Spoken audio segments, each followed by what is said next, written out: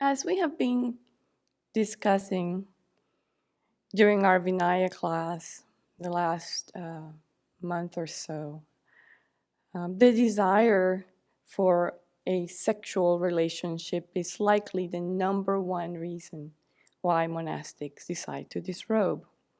And for that reason, we are encouraged to do a lot of reflection about the role of sex in our lives. Having done some work on that topic for several years, even before ordaining, I have discovered 3 words that are very dear to my heart.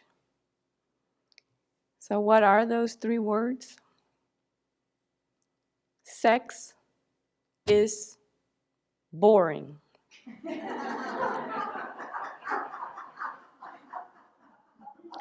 You will laugh, but I'm talking about reality here.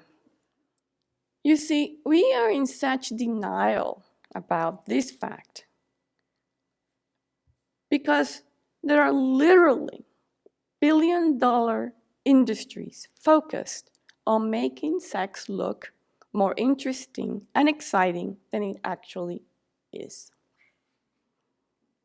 Hollywood, for one, is a big pusher of sex.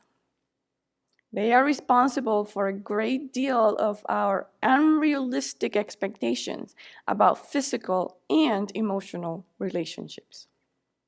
What are some of the other culprits? The apparel industry, travel industry, books and magazines. And those are just the ones that are legit, because there are some also, as we know, that are not so legit. People of all ages today are bombarded with messages about how desirable sex is, and this can be very distracting, particularly for younger generations. And it can make our resolve as celibate monastics ebb and flow.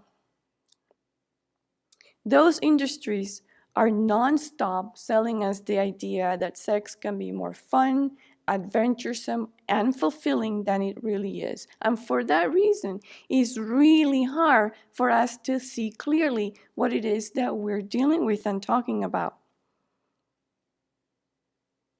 The next sentence might be shocking for some of you. In reality, sex is lots of work. It's poorly remunerated and can be dangerous. Why? Well, consider the many diseases that can be acquired if we're not careful, and it can also lead to unwanted pregnancies and even psychological issues if we are engaging in sex when not emotionally ready. So granted that I am looking at this from the viewpoint of a celibate monastic life, but I also think that this is actually more challenging for those of us in lay life. As we know, there can be lots of peer pressure, especially for younger folks, to engage in sex when not ready. One of the challenges that we all face is that we create many negativities trying to find a sexual partner. Now, I know you are all very nice folks, and I know that you probably have not engaged in any of the example actions that I'm going to talk about. As for me, I may or may not have engaged in some of these behaviors. Wink, wink. That's another BBC. For example, idle talk, right? Did you see who she's dating? Oh my gosh. How did she land that? He's really hot and took her on a very expensive vacation. Or jealousy. What has she got that I don't? Why can she get any date that she wants while I am here in my room watching boring rom-coms and eating popcorn. Or anger. I hate her. How dare she make a move on my date? See if I hang out with her again. I'm going to give that poor excuse of a friend a piece of my mind. So you get the picture. So what helps keep our libido and attachment in check? I found the meditation on the foulness of the body so incredibly helpful. And particularly when attachment was running rampant in my mind, I found that doing that meditation, focus on the particularly person of attraction, really helped sober my mind and put my feet back on the ground. So that was one of my go-to meditations when facing trouble. Another tool of great success was checking in with my teacher on those moments when my resolve was tested. So even having great success with those tools, and I must say they're very, very, very potent, I felt still that there was a big piece missing. And I searched for that for a long while, until it popped into my mind clearly one day out of the blue. And what is that component? So I realized that it is not enough to stop seeing other people as objects of desire. We have to stop seeing ourselves also as objects of desire. So I had to basically do a lot of thinking and contemplation and introspection to find out exactly how I see myself as an object of desire. Let's face it, women particularly have been objectified for so long that we really have internalized those attitudes and concepts without even consenting to it. It's just a flow that comes to us from everything that we look at, wherever we are, wherever we go. So I had to identify those attitudes in my own mind, because if I didn't, I would continue to flirt. I would continue to expect others to look at me as attractive.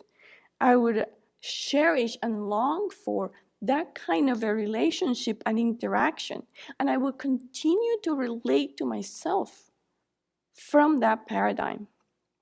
There's also, of course, the foulness of our own body, which is a very nice adjunct to reflecting on the bodies of others. But I realized that although that meditation helped me reduce attachment, or helps reduce attachment to my own body, it did not counter or diminish that desire to experience that buzzy, hyped up, exciting feeling of being someone's object of attraction.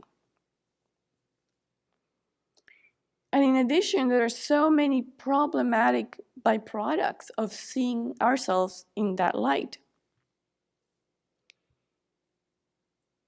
I don't know about you, but I spent a lot of money looking for clothes that were attractive and appealing and revealing in some ways.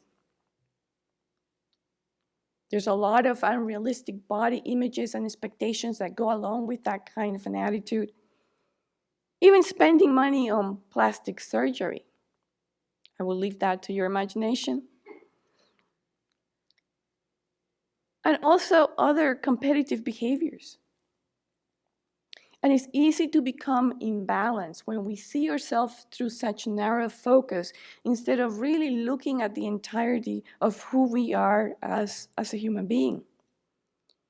Along with the risk of not even investing time in our own spiritual growth and spiritual development, to be focused solely on this one aspect.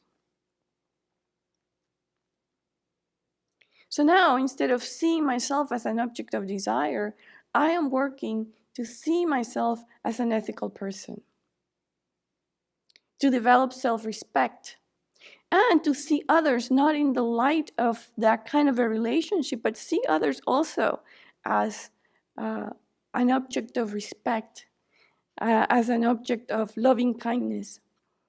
And I find that in doing that, there is more confidence growing in my mind, because I'm not judging myself against unrealistic expectations.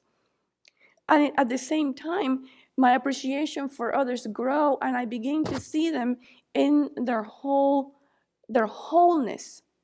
not just from this very narrow point of view. So changing that lens, changing that perspective has so many rewards.